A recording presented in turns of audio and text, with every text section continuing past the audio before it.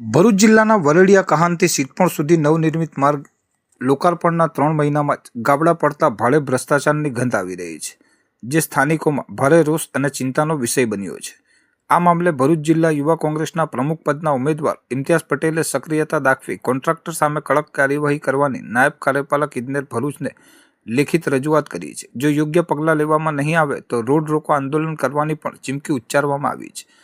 પ્રાપ્ત માહિતી અનુસાર કરોડોના ખર્ચે બનેલ આ માર્ગ અત્યંત ટૂંકા ગાળામાં જ બિસ્માર હાલતમાં આવી ગયો છે. વરસાદની શરૂઆત થતાં જ માર્ગ પર મસમોટા ખાડા પડી ગયા છે. વાહન ચાલકો અને રાહદારીઓ માટે તે જીવલેણ સાબિત થઈ શકે છે. આ સ્થિતિ સ્પષ્ટપણે દર્શાવે છે કે માર્ગ નિર્માણના કામમાં ગુણવત્તા સાથે સમાધાન કરવામાં આવ્યું છે અને ભ્રષ્ટાચાર આચરવામાં આવ્યો છે. યુવા કોંગ્રેસ પ્રમુખ પદના ઉમેદવાર પટેલ ઇમ્તિયાઝે પોતાની લેખિત અરજીમાં જણાવ્યું છે કે આ રોડ નિર્માણ કાર્યમાં ગંભીર અનિયમિતતાઓ જોવા મળી રહી છે. માત્ર ખાડા જ નહીં, પરંતુ આ માર્ગ ઉપર ઠેર ઠેર ગેરકાયદેસર સ્પીડ બ્રેકરો પણ મૂકવામાં આવ્યા હોવાના આક્ષેપ કરાયા છે. આ સ્પીડ બ્રેકરો ટ્રાફિક સુરક્ષાને બદલે જોખમ ઊભું કરી રહ્યા છે. વધુમાં વરસાદી પાણીના નિકાલની કોઈ જ વ્યવસ્થા કરવામાં ન આવતા પાણીનો ભરાવો થયો છે, જેના કારણે રોડ વધુ ઝડપથી તૂટી રહ્યો છે અને આસપાસના વિસ્તારોમાં પણ મુશ્કેલીઓ સર્જાઈ રહી છે.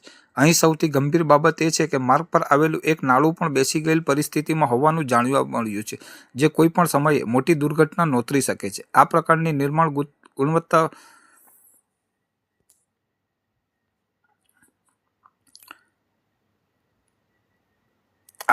નિર્માણ ગુણવત્તા સરકારી તંત્ર અને જવાબદાર કોન્ટ્રાક્ટરની બેદરકારી તથા ભ્રષ્ટાચાર પર સીધા સવાલ ઊભા કરે છે. ઇમ્તિયાઝ પટેલે આ મામલે તંત્રને તાત્કાલિક પગલાં ભરવા અને જવાબદાર કોન્ટ્રાક્ટર સામે કડકમાં કડક કાનૂની કાર્યવાહી કરવા માંગ કરી છે. તેમણે ચીમકી ઉચ્ચારી છે કે જો આ માંગણીઓ સંતોષવામાં નહીં આવે અને માર્ગનું સમારકામ તથા ભ્રષ્ટાચારમાં સંડોવાયેલા લોકો સામે કાર્યવાહી નહીં થાય તો જનહિતમાં રોડ રોકો આંદોલન સહિત કોર્ટ રાહે જવાની ફરજ પડશે, જેની સંપૂર્ણ જવાબદારી તંત્રની રહેશે. આ ઘટનાથી ભરૂચ જિલ્લા વિકાસ કાર્યોની ગુણવત્તા સામે ગંભીર સવાલો ઊભા થયા છે. સ્થાનિક નાગરિકો પણ આ મામલે રોષે ભરાયા છે અને ઝડપથી કાર્યવાહીની માંગ કરી રહ્યા છે. હવે જોવું રહ્યું કે તંત્ર દ્વારા આ મામલે કેવા પગલાં લેવામાં આવે છે અને શું નાગરિકોને એક સુવિધાયુક્ત અને સુરક્ષિત માર્ગ મળી શકશે. પટેલ ઇમ્તિયાઝ, ભરૂચ જિલ્લા યુવા કોંગ્રેસ પ્રમુખ પદના ઉમેદવાર અને ભરૂચ જિલ્લા સર્વ સમાજ સેના જનરલ સેક્રેટરી. મિત્રો, છેલ્લા ઘણા સમયથી ભરૂચ જિલ્લો જાણે ભ્રષ્ટાચારથી ભરાઈ આવ્યો હોય એવું જણાઈ રહ્યું છે, કારણ કે મનરેગા કૌભાંડ બાદ ભરૂચ જિલ્લાના અંદર સરકાર દ્વારા ગરીબ વર્ગના પરિવારો માટે જે શૌચાલયની સુવિધા આપવામાં આવે છે, શૌચાલય નામની જે સહાયતા આપવામાં આવે છે, તેમાં પણ કેટલાક તકસદોએ આ તકનો લાભ ઉઠાવીને ગરીબ અને મધ્યમ વર્ગના પરિવારના ખોટા દસ્તાવેજો અને પુરાવા રજૂ કરીને આમાં પણ કૌભાંડ આચર્યાનું મીડિયા અને સોશિયલ મીડિયામાં બહાર આવ્યું હતું. ત્યારબાદ ભરૂચ જિલ્લાના જે નવનિર્માણ થયેલા રસ્તાઓ છે તેની 2 અને 3 મહિનાની અંદર બિસ્માર હાલત થઈ જવાનું પણ અનેક જગ્યાએ બહાર આવ્યું છે.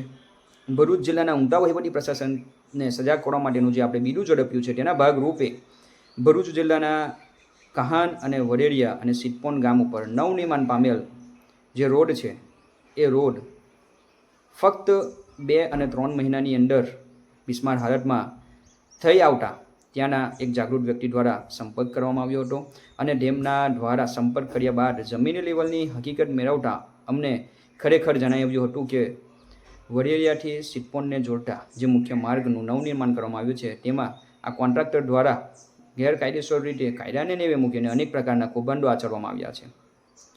આ કૌભાંડોને બહાર લાવવા માટે, આવા ભ્રષ્ટાચારીઓને કડક શિક્ષા અપાવવા માટે અને કાયદાને ભૂલીને પોતાની મનમરજી અનુસાર પોતાની જાતને સર્વે સર્વા સમજનાર આવા દંભીઓને કડક શિક્ષા મળે એ હેતુથી ભરૂચ જિલ્લાના નાયબ કાર્યપાલક ઇજનેરને 10/7/2025 ગુરુવારના રોજ એક લેખિતમાં અરજી રૂપે વિનંતી કરી માહિતી જણાવી હતી તમામ આધાર પુરાવા સાથે કે વડેરિયાથી સિદ્ધપોનને જોડતા મુખ્ય માર્ગ ઉપર કોન્ટ્રાક્ટર દ્વારા કાયદાને નેવે મૂકીને ભ્રષ્ટાચાર આચરવામાં આવ્યો છે, જેમાં કોન્ટ્રાક્ટર દ્વારા ત્યાં ગેરકાયદેસર રીતે કોઈપણ પ્રકારની પરવાનગી વિના મોટા મોટા બમ્ફર બનાવી દેવામાં આવ્યા છે અને એ બમ્ફર ઉપર કોઈપણ પ્રકારનું દિશા નિર્દેશ લગાવવામાં આવ્યું નથી અને ત્યાં કોઈપણ પ્રકારનું રંગ રોગાન કરવામાં આવ્યું નથી, જેના કારણે રાહદારીઓને અનેક પ્રકારની તકલીફ થઈ છે અને ત્યાં શરૂઆતના દિવસોમાં કેટલાક રાહદારીઓએ બમ્ફર ઉપર જઈ